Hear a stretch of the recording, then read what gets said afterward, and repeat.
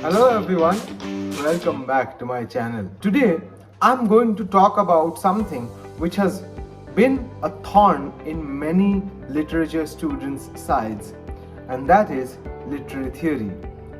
You must have heard of the popular play Who's Afraid of Virginia Woolf by Edward Albee. Similarly, there is an essay called Who's Afraid of Literary Theory. I'm not going to tell you who the author is, you have to find that out for yourself, but this video that I am going to shoot for you today is titled the same, Who's Afraid of Literary Theory? And here I am going to talk about how an overall understanding of literary theory can help you in your prospects of writing a paper, cracking NET, and applying for a PhD or any other sort of degree that can enhance your CV or help you land a better job in the years to come. So, let's get started.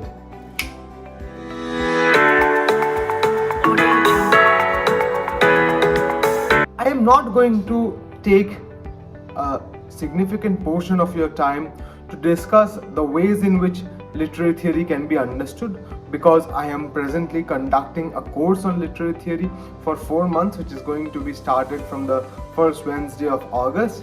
And to be fair, this video is also partially shot to hint at the possibility of you who is watching this video to join my course from the next Wednesday onwards, where I am going to deal with all kinds of literary theories. I am going to start with the history of literary criticism, then I am going to give you the journey of how hermeneutics came into the 20th century and how it impacted the movement from literary criticism to literary theory through the hands of Freud, Marx and Nietzsche. Then I am going to start with an understanding of structuralism, followed by a class on post-structuralism or deconstruction. Then I am also going to give you classes on psychoanalysis, both Freudian and Lacanian. I'm also going to give you classes on Marxism, the early Marxists like Marx himself, Lenin, or the later Marxists like Gramsci or Althusser. There will also be classes on feminism, first, second and third waves, black feminism, disability feminism. There is also going to be a dedicated class on disability studies.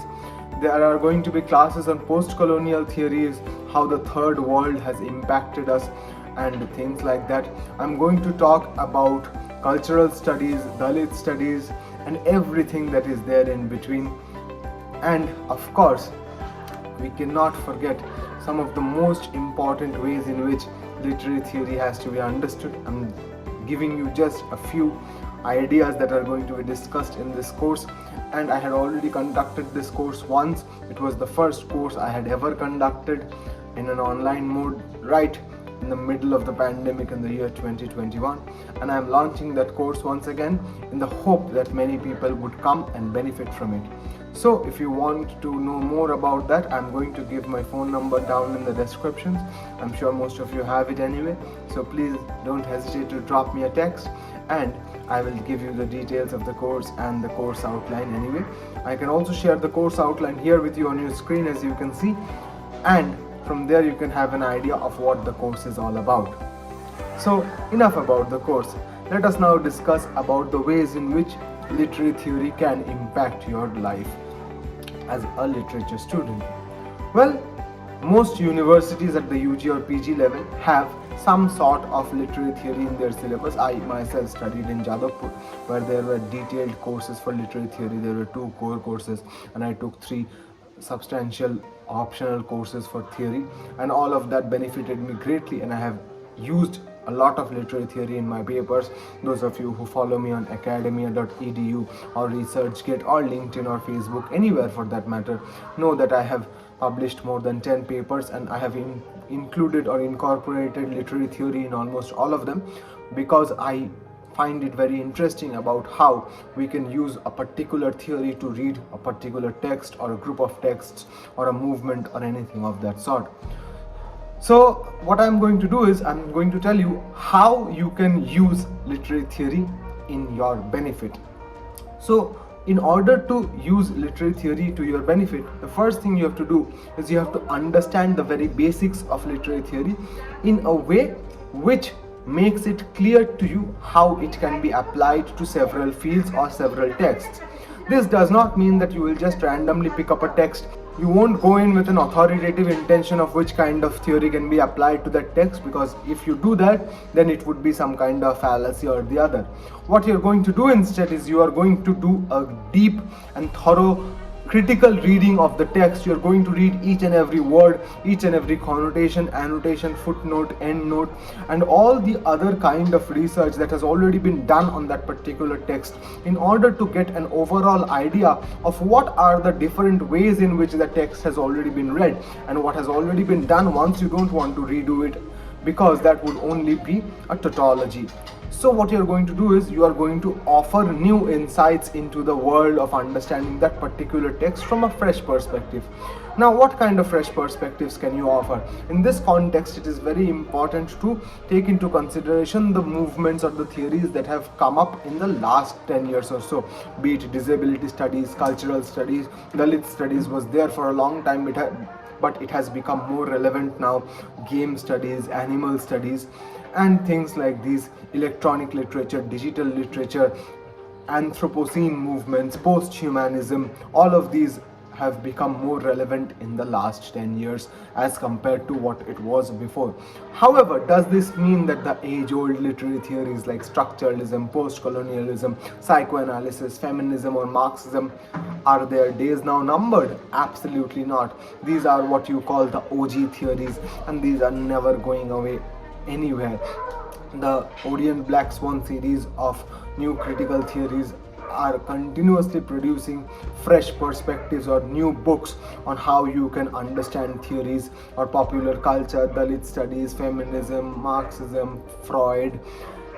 Literally everything is there by them, and this particular book series by Orient Black Swan is highly recommended for you or anyone who wants to read literary theory.